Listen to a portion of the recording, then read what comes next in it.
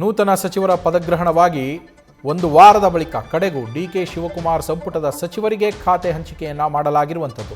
ನೂತನ ಸಚಿವರಿಗೆ ಖಾತೆಗಳನ್ನು ಹಂಚಿದ್ದಾರೆ ಮುಖ್ಯಮಂತ್ರಿ ಡಿಕೆ ಶಿವಕುಮಾರ್.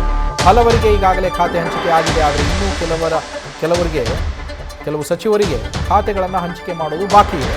ಅದರಲ್ಲೂ ಒಬ್ಬರು ಬಿ ನಾಗೇಂದ್ರಗೆ ಯಾವಾಗ ಕೊಡ್ತಾರೆ, ಯಾವ ಖಾತೆ ಕೊಡ್ತಾರೆ ಅನ್ನೋದು ಸದ್ಯದ ಕುತೂಹಲ. ಯಾಕೆಂದರೆ ಬಿ ನಾಗೇಂದ್ರ ಅವರ ವಿಚಾರದಲ್ಲಿ ಸಾಕಷ್ಟು ಟೀಕೆಗಳು ಕೇಳಿ ಬರ್ತಾ ಇದ್ದಾವೆ.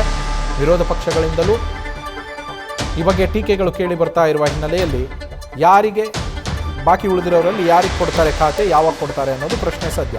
ನಮ್ಮ ಪೊಲಿಟಿಕಲ್ ಕರೆಸ್ಪಾಂಡೆಂಟ್ ಹರೀಶ್ ಲೈವ್ನಲ್ಲಿ ಜಾಯಿನ್ ಆಗಿದ್ದಾರೆ. ಹರೀಶ್, ಈಗ ಹಲವರಿಗೆ ಖಾತೆಗಳನ್ನು ಹಂಚಿಕೆ ಮಾಡಲಾಗಿದೆ, ಆದರೆ ಇನ್ನು ಬೆರಳೆಣಿಕೆ ಜನರಿಗೆ ಖಾತೆಗಳನ್ನು ಹಂಚಿಕೆ ಮಾಡಿಲ್ಲ. ಅದರಲ್ಲೂ ಒಬ್ಬರು ಬಿ ನಾಗೇಂದ್ರ ಅವರು ಸೇರಿದಂತೆ ಮಿಕ್ಕವರಿಗೆ ಖಾತೆ ಹಂಚಿಕೆ ಯಾವಾಗ ಆಗ್ಬೋದು, ಹಾಗೆ ಅಧಿಕೃತ ಪಟ್ಟಿಯನ್ನು ರಾಜ್ಯಪಾಲರಿಗೆ ಯಾವ ಸಮಯಕ್ಕೆ ರವಾನೆ ಮಾಡುವ ಸಾಧ್ಯತೆಗಳಿದೆ ಮುಖ್ಯಮಂತ್ರಿ ಡಿ ಕೆ ಶಿವಕುಮಾರ್ ಅವರು?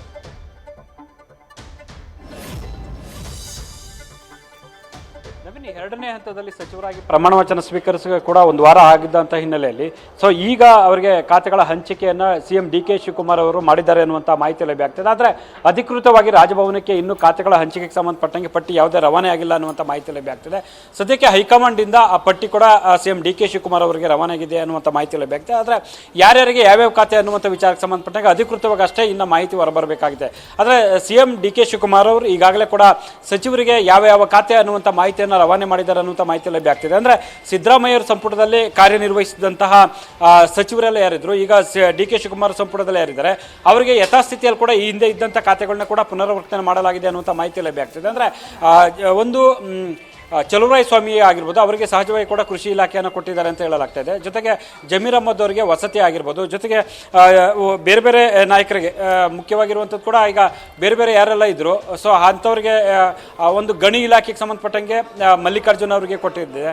ಜೊತೆಗೆ ಬೇರೆ ಯಾರ್ಯಾರು ಇದ್ದಾರೆ ಅವರೆಲ್ಲರೂ ಇದ್ದಂಥವ್ರಿಗೆ ಎಲ್ರಿಗೂ ಕೂಡ ಯಥಾಸ್ಥಿತಿಯಾಗಿ ಕೂಡ ಅದೇ ಖಾತೆಯನ್ನು ಕೂಡ ಹಂಚಿಕೆ ಮಾಡಿದ್ದಾರೆ ಅನ್ನುವಂಥದ್ದು ಕೂಡ ಈಗ ಗೊತ್ತಾಗ್ತಾ ಇದೆ.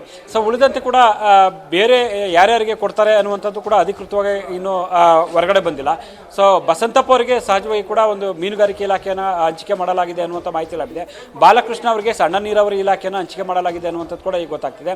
ಜಮೀರ್ ಅಹ್ಮದ್ ಅವರಿಗೆ ವಸತಿ ಇಲಾಖೆಯನ್ನು ಹಂಚಿಕೆ ಮಾಡಲಾಗಿದೆ ಅನ್ನುವಂಥ ಮಾಹಿತಿ ಲಭ್ಯ ಆಗ್ತಿದೆ. ಮಧು ಬಂಗಾರಪ್ಪ ಅವರು ಹಿಂದೆ ಸಿದ್ದರಾಮಯ್ಯ ಸಂಪುಟದಲ್ಲಿ ಯಾವ ಖಾತೆಯನ್ನು ನಿಭಾಯಿಸಿದ್ರು, ಸೊ ಅದೇ ಖಾತೆ ಪ್ರಾಥಮಿಕ ಮತ್ತು ಪ್ರೌಢ ಶಿಕ್ಷಣ ಇಲಾಖೆ ಖಾತೆಯನ್ನು ಕೂಡ ಈಗ ನಿಭಾಯಿಸ್ತಾ ಇದ್ದಾರೆ ಅನ್ನುವಂಥ ಮಾಹಿತಿ ಲಭ್ಯ ಆಗ್ತಿದೆ. ಜೊತೆಗೆ ಸಂತೋಷ್ ಲಾಡ್ ಅವರು ಈ ಹಿಂದೆ ಸಿದ್ದರಾಮಯ್ಯ ಸಂಪುಟದಲ್ಲಿ ಕಾರ್ಮಿಕ ಖಾತೆಯನ್ನು ನಿಭಾಯಿಸಿದ್ರು. ಈಗ ಡಿ ಕೆ ಶಿವಕುಮಾರ್ ಅವರ ಸಂಪುಟದಲ್ಲಿ ಕೂಡ ಅವರಿಗೆ ಅದೇ ಖಾತೆ ಅನ್ನುವಂಥದ್ದು ಕೂಡ ಈಗ ಕೇಳಿ ಬರ್ತೈತೆ. ಒಂದು ಇಲ್ಲಿ ಮುನಿಯಪ್ಪ ಅವರು ಕೂಡ ಸಮಾಜ ಕಲ್ಯಾಣ ಇಲಾಖೆ ಖಾತೆಗೆ ಪಟ್ಟನ್ನು ಹಿಡಿದಿದ್ರು. ಆ ನಿಟ್ಟಿನಲ್ಲಿ ಹೈಕಮಾಂಡ್ ನಾಯಕರನ್ನ ಭೇಟಿ ಮಾಡಿದ್ರು, ಒತ್ತಡ ಹಾಕುವಂಥ ಒಂದು ಪ್ರಯತ್ನ ಮಾಡ್ತಿದ್ರು.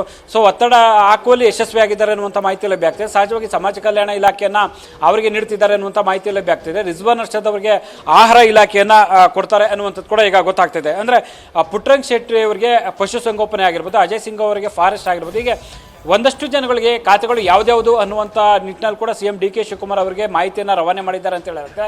ಇನ್ನು ಉಳಿದಂಥ ನಾಗೇಂದ್ರ ಅವರ ವಿಚಾರದಲ್ಲಿ ಯಾವ ಖಾತೆ ಕೊಡಬೇಕು ಅನ್ನುವಂಥದ್ದನ್ನ ಕೂಡ ಇನ್ನೂ ಅಂತಿಮವಾಗಿ ನಿರ್ಧಾರ ಮಾಡಿಲ್ಲ ಅನ್ನುವಂಥದ್ದು ಕೂಡ ಈಗ ಗೊತ್ತಾಗ್ತದೆ. ಅಂದರೆ ಸಿಎಂ ಡಿ ಕೆ ಶಿವಕುಮಾರ್ ಅವರು ಅಂತಿಮ ತೀರ್ಮಾನವನ್ನು ಮಾಡ್ತಿದ್ದಾರೆ ಅನ್ನುವಂಥದ್ದು ಕೂಡ ಗೊತ್ತಾಗ್ತಿದೆ. ಆದರೆ ಅಧಿಕೃತವಾಗಿ ಇದುವರೆಗೂ ಕೂಡ ರಾಜಭವನಕ್ಕೆ ಪಟ್ಟಿಯನ್ನು ರವಾನೆ ಮಾಡಿಲ್ಲ ಸಿಎಂ ಡಿ ಕೆ ಶಿವಕುಮಾರ್ ಅನ್ನುವಂಥದ್ದು ಗೊತ್ತಾಗ್ತಿದೆ.